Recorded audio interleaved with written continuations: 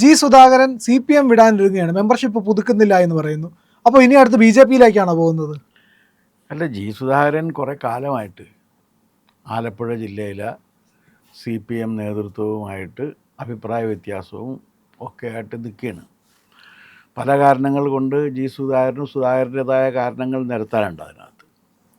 സുധാകരനേക്കാൾ വളരെ ജൂനിയറായിട്ടുള്ളവരെയൊക്കെ വെച്ചിട്ട് സുധാകരനെ തെറി പറയിപ്പിക്കുക, വിമർശിപ്പിക്കുക തുടങ്ങിയിട്ടുള്ള കലാപരിപാടികൾ CPM ആസ് യൂഷ്വൽ നടത്തിയിരുന്നു. അത് CPMൻ്റെ ഒരു പതിവ് ശൈലിയാണത്. അതെ, VS-ന് ക്യാപിറ്റൽ പണിഷ്മെൻറ്റ് കൊടുക്കണമെന്ന് സ്വരാജ് പണ്ട് പറഞ്ഞതുപോലെ. അല്ല, അതെങ്ങനെയാണെന്ന് വെച്ച് കഴിഞ്ഞാൽ, ഇപ്പോൾ അച്ഛനാണ് പാർട്ടിയിൽ നിന്ന് പുറത്താക്കണമെന്നുണ്ടെങ്കിൽ മകനെ കൊണ്ട് അച്ഛനെ പുറത്താക്കിയുള്ളൂ. അതെ, മകനെ വെച്ചിട്ടായിരിക്കും അച്ഛനെ ചീത്ത വിളിക്കുക. അതാണ് അവരുടെ ഒരു രീതി. അപ്പോൾ അതേ രീതി കൊണ്ട്, കാരണം ഈ ഇൻസൾട്ട് അതിൻ്റെ മുഴുവൻ ശക്തിയിലും വരണമെന്നുണ്ടെങ്കിൽ അങ്ങനെ ചെയ്യണം. ആ ഒരു അല്പത്തരം എന്നും കമ്മ്യൂണിസ്റ്റ് പാർട്ടിയുടെ ആദ്യം മുതലേ ഉണ്ടായിട്ടുണ്ട്. അല്ലാണ്ട് ഇവിടെ എറണാകുളത്തിൻ്റെ പ്രത്യേകത, അല്ലെങ്കിൽ ആലപ്പുഴയുടെ പ്രത്യേകത, കേരളത്തിൻ്റെ പ്രത്യേകത, ഇന്ത്യയുടെ പ്രത്യേകതയല്ല.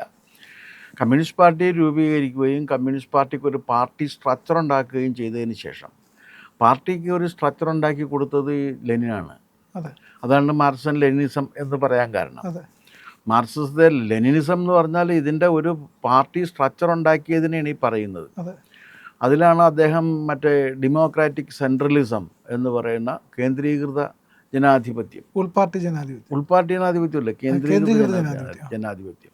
എല്ലാ അഭിപ്രായങ്ങളും നിങ്ങൾക്ക് പറയാം, പക്ഷേ കേന്ദ്ര കമ്മിറ്റി ഒരു തീരുമാനമെടുത്താൽ നിങ്ങളുടെ അഭിപ്രായങ്ങളെല്ലാം അപ്രസക്തം, ശരി തെറ്റുകളില്ല, അതാണ് ശരി. ആ പറയുന്നൊരു സമ്പ്രദായം. അപ്പോൾ അതിനകത്ത് ജനാധിപത്യം ഉണ്ടോ എന്ന് ചോദിച്ചാൽ താഴെ തട്ടിൽ നിങ്ങൾക്ക് അഭിപ്രായം പറയാനുള്ള സ്വാതന്ത്ര്യം ഉണ്ട്, അത് നിങ്ങൾ അവിടെ പറഞ്ഞു എന്നാണ് പറഞ്ഞത്.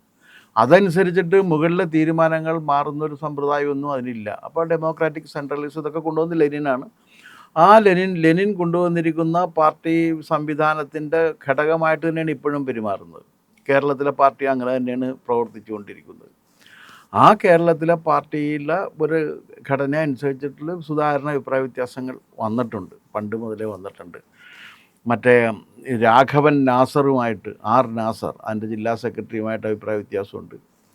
പിന്നെ അദ്ദേഹത്തെ കായംകുളത്ത് അമ്പലപ്പുഴയിൽ അദ്ദേഹത്തെ മാറ്റിക്കൊണ്ട് നിർത്തിയ സലാം, അദ്ദേഹം MLA എച്ച് സലാം, അദ്ദേഹവുമായിട്ടും അഭിപ്രായ വ്യത്യാസമുണ്ട്. പിന്നെ അങ്ങനെ അവിടെയുള്ള പലരുമായിട്ടൊക്കെ അഭിപ്രായ വ്യത്യാസം അദ്ദേഹം തുടരുകയാണ്. പക്ഷേ സുധാകരനെ സംബന്ധിച്ചിടത്തോളം സുധാകരനെ അത്ര മോശം അല്ല. കാരണം സുധാകരൻ 4 പ്രാവശ്യം MLA ആയി, 5 പ്രാവശ്യം 6 പ്രാവശ്യം മറ്റും മത്സരിച്ചിട്ടുണ്ട്, 4 പ്രാവശ്യം MLA ആയി. അത് കഴിഞ്ഞതിന് ശേഷം 2 പ്രാവശ്യം മന്ത്രിയുമായി. അപ്പോൾ അതുകൊണ്ടൊരു പാർട്ടിയിൽ നിന്ന് സുധാകരൻ അങ്ങനെ തിക്താനുഭവങ്ങൾ ഇങ്ങനെ ഉണ്ടായെങ്കിലും പക്ഷേ കിട്ടേണ്ട ആനുകൂല്യങ്ങളൊക്കെ കിട്ടിയിട്ടുള്ള ഒരാളാണ് പാർട്ടിയുടെ നിന്നുകൊണ്ട്. അതൊന്നും കിട്ടാത്ത ധാരാളം പേര് ആലപ്പുഴ തന്നെയുണ്ട്. പക്ഷെ സുധാകരൻ അതെല്ലാം കിട്ടിയിട്ടുണ്ട് എന്നുള്ളതാണ്. സുധാകരനത് കിട്ടാനുള്ളൊരു കാര്യം എന്താണെന്ന് വെച്ചാൽ, സുധാകരൻ്റെ ചേട്ടൻ ഭുവനേശ്വരൻ ആദ്യത്തെ രക്തസാക്ഷികളിൽ ഒരാളായിട്ടാണ് അവർ കണക്കൂട്ടുന്നത്. SFI രക്തസാക്ഷിയായിരുന്നു. അപ്പോൾ അത് കാരണം ആ ഒരു രക്തസാക്ഷി കുടുംബത്തിൽ നിന്ന് വരുന്ന ഒരാൾ എന്ന നിലക്കുള്ള പരിഗണന അന്ന് കൊടുത്തിരുന്നു. അദ്ദേഹം ദീർഘകാലം VS അച്യുതാനന്ദൻ്റെ കൂടെ ആയിരുന്നു. അങ്ങനെയൊക്കെ വന്നിട്ടുള്ളൊരാളാണ്. പക്ഷേ 11 കൊല്ലക്കാലം, എൻ്റെ അറിവ് ശരിയാണെങ്കിൽ 11 കൊല്ലക്കാലം ഇദ്ദേഹം സിൻഡിക്കേറ്റ് മെമ്പറായിരുന്നു. അവിഭക്ത കേരള യൂണിവേഴ്സിറ്റിയുടെ സിൻഡിക്കേറ്റ് മെമ്പറായിട്ട് 11 കൊല്ലക്കാലം അദ്ദേഹം ഭരണഭാരം, MG യൂണിവേഴ്സിറ്റിയൊക്കെ വരുന്നതിന് മുമ്പ് 11 കൊല്ലം അദ്ദേഹം അതിൻ്റെ സിൻഡിക്കേറ്റ് മെമ്പറായിരുന്നു. അദ്ദേഹത്തിൻ്റെ ഭരണകാലത്തോടു കൂടിയാണ് ഈ സിൻഡിക്കേറ്റ് മെമ്പർമാർക്ക് സ്ഥിരമായിട്ട് ഗസ്റ്റ് ഹൗസിൽ മുറികൾ കിട്ടിത്തുടങ്ങിയത്. സ്ഥിരമായിട്ട് മുറികൾ, ഓരോ മുറികൾ സിൻഡിക്കേറ്റ് മെമ്പർമാരെ എടുത്തിട്ടേക്കാണ് ആ ഗസ്റ്റ് ഹൗസിൽ. ആ മുറി വേറെ ആർക്കും കൊടുക്കില്ല.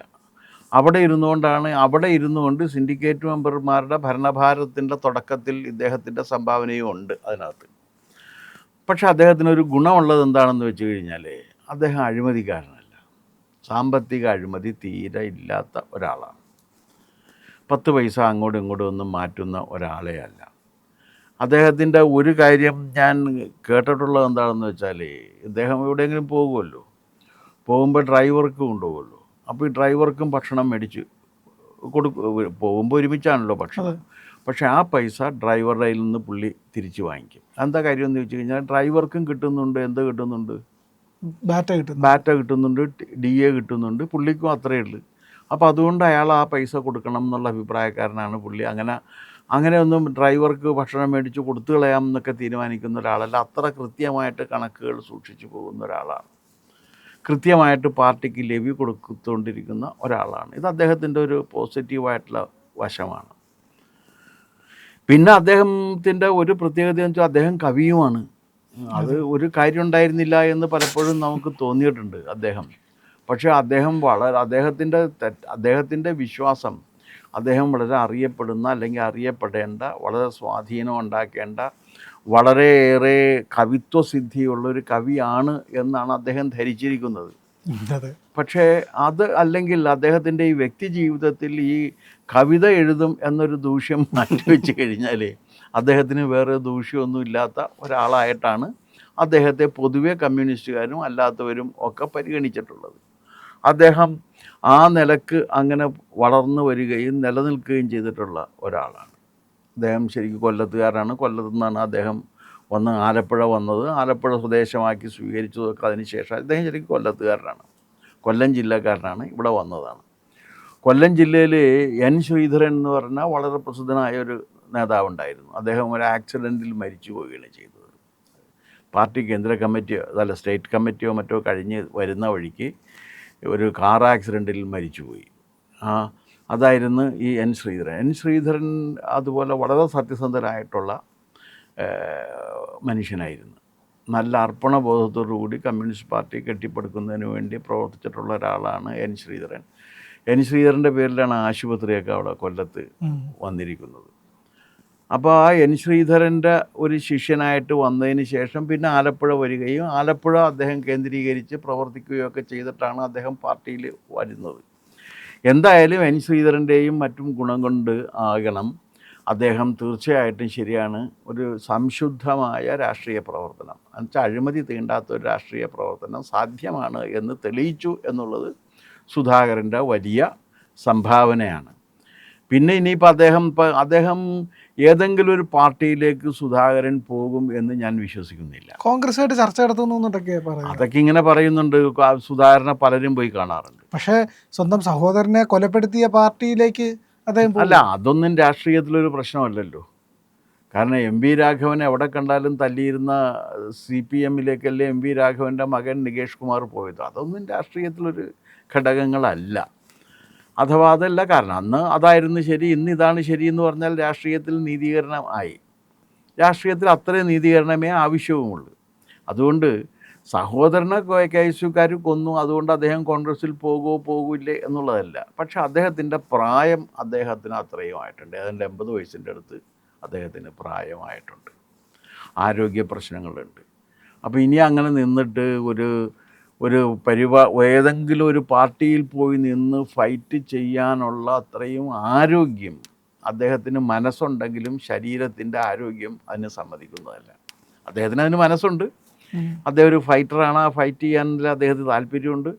പക്ഷേ അദ്ദേഹത്തിൻ്റെ ആരോഗ്യം അതിനെ സമ്മതിക്കുന്ന ഒന്നാണ് എന്ന് എനിക്ക് തോന്നുന്നില്ല. അതുകൊണ്ട് അദ്ദേഹം ഏതെങ്കിലും രാഷ്ട്രീയ പാർട്ടിയിൽ പോകുമെന്ന് ഞാൻ കരുതുന്നില്ല. അതിനേക്കാളെല്ലാം ഉപരിയായിട്ട് അദ്ദേഹത്തെ മറ്റ് ഉന്നത പാർട്ടി നേതാക്കൾ ഇടപെട്ടിട്ട് അദ്ദേഹത്തെ സമാശ്വസിപ്പിച്ച് കൂടെ നിർത്തും എന്നുള്ളതാണ്. അദ്ദേഹം ഇടയ്ക്കിടയ്ക്ക് ചില പ്രസ്താവനകളൊക്കെ നടത്തി പാർട്ടിയെ ഇടയ്ക്കിടയ്ക്ക് ചില ദ്രോഹങ്ങളൊക്കെ ചെയ്ത് അദ്ദേഹം അതിൽ തന്നെ നിലനിൽക്കും എന്നാണ് ഞാൻ കരുതുന്നത്.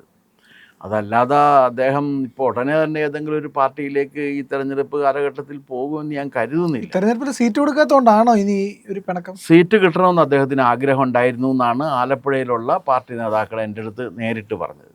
ഞാൻ ഈ കാര്യം ആലപ്പുഴയിലുള്ള ചില പാർട്ടി നേതാക്കളോട് ചോദിച്ചിരുന്നു, എന്താണ് സുധാകരൻ്റെ അവസ്ഥ എന്ന് പറഞ്ഞാൽ അദ്ദേഹം അതാണ്. പക്ഷേ സീറ്റ് അദ്ദേഹത്തിന് കൊടുക്കാൻ നിർവാഹമില്ല. കാരണം അദ്ദേഹത്തിന് അവസരം കൊടുത്ത് ഇനി പുതിയ ആളുകൾക്ക് അവസരം കൊടുക്കണ്ടേ. ഈ പലരും തോൽക്കാൻ വേണ്ടി പോലും ചെറുപ്പക്കാർക്കോ അല്ലെങ്കിൽ മറ്റുള്ളവർക്കോ അവസരം കൊടുക്കില്ല എന്ന ദുർവാശി ഒരു രാഷ്ട്രീയ പാർട്ടിയിലും ഒരു രാഷ്ട്രീയക്കാരനും നന്നല്ല. കാരണം ഇത് ഏതെങ്കിലും ഒരാളുടെ മാത്രമല്ലല്ലോ, ഒരുപാട് പേരുടെ അല്ലേ. അപ്പോൾ ഒരാൾക്കൊരവസരം കിട്ടി അദ്ദേഹം അത് ചെയ്തുകൊണ്ടിരിക്കുന്നത്, വേറൊരാൾക്കും അവസരം കൊടുക്കണമല്ലോ. പുതിയ കുട്ടിയ കക്ഷികൾക്ക് അവസരം കൊടുക്കുക, അവർ വരികയും ചെയ്യണം, എങ്കിലല്ലേ ഇത് മുന്നോട്ട് പോവുകയുള്ളൂ. അപ്പോൾ അതുകൊണ്ട് സുധാകരൻ്റെ മഹത്വം അതൊക്കെ അംഗീകരിച്ചാലും ഇതൊക്കെ അംഗീകരിച്ചാലും പുതിയ കക്ഷികൾക്ക് അവർ കൊടുക്കണം. അത് മാത്രമല്ല, ഇപ്പോൾ സുധാകരൻ്റെ അഭാവത്തിൽ മത്സരിച്ച സലാം അവിടെ ജയിച്ചല്ലോ. അപ്പോൾ സുധാകരൻ ഉണ്ടായിരുന്നുകൊണ്ട് മാത്രം ജയിച്ചു എന്നൊരു തിയറിയും നമുക്ക് പറയാൻ പറ്റില്ല. പക്ഷേ സുധാകരനെ പോലുള്ളവർ രാഷ്ട്രീയത്തിൽ തന്നെ വേണം എന്നാണ് എൻ്റെ അഭിപ്രായം. കാരണം സത്യസന്ധമായി ജീവിക്കാൻ കഴിയും, രാഷ്ട്രീയ പ്രവർത്തനത്തിലും സത്യസന്ധമായി ജീവിക്കാൻ കഴിയുമെന്ന് തെളിയിച്ച ഒരാളാണല്ലോ അദ്ദേഹം. അതുകൊണ്ട് അദ്ദേഹം വേണം. പക്ഷെ അദ്ദേഹം ഉടനെ തന്നെ ഇപ്പോൾ BJPയിലേക്കോ അല്ലെങ്കിൽ കോൺഗ്രസ്സിലേക്കോ വരും എന്ന് ഞാൻ കരുതുന്നേയില്ല. പക്ഷേ രാമായണം വായിക്കുകയും ഹൈന്ദവ ജീവിത രീതികളോട് മനസ്സിൽ താല്പര്യം സൂക്ഷിക്കുകയും അതനുസരിച്ച് പ്രവർത്തിക്കുകയൊക്കെ ചെയ്യുന്ന ഒരാളായതുകൊണ്ട് സ്വാഭാവികമായിട്ടും അദ്ദേഹത്തിന് ഹൈന്ദവ സംസ്കാരത്തോടൊരു താല്പര്യം അദ്ദേഹത്തിൻ്റെ മനസ്സിൽ കാണും എന്നാണ് ഞാൻ കരുതുന്നത്. അത് പക്ഷേ നേരെ രാഷ്ട്രീയമായിട്ട് വരൂ എന്നുള്ള കാര്യം എനിക്കിപ്പോൾ പറയാൻ പറ്റില്ല.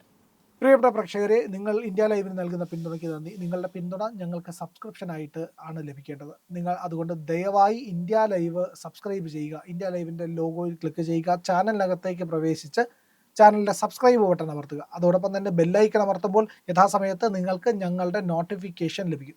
അതോടൊപ്പം തന്നെ നിങ്ങൾ ഒരു കാര്യം കൂടി ചെയ്യണം. ഞങ്ങളുടെ വീഡിയോകൾ കാണുമ്പോൾ നിങ്ങളുടെ അഭിപ്രായമുണ്ടല്ലോ, അത് ഞങ്ങൾക്ക് വളരെ വിലപ്പെട്ടതാണ്. ആ അഭിപ്രായങ്ങൾ നിങ്ങൾ അതിനകത്ത് രേഖപ്പെടുത്തുക. അതുപോലെ വീഡിയോകൾ ലൈക്ക് ചെയ്യുക. ലൈക്ക് ചെയ്യുന്ന വീഡിയോകൾ നിങ്ങളുടെ സുഹൃത്തുക്കൾക്ക് വേണ്ടിയിട്ട് ഷെയർ ചെയ്യണം. അവരോട് സബ്സ്ക്രൈബ് ചെയ്യാനും പറയണം.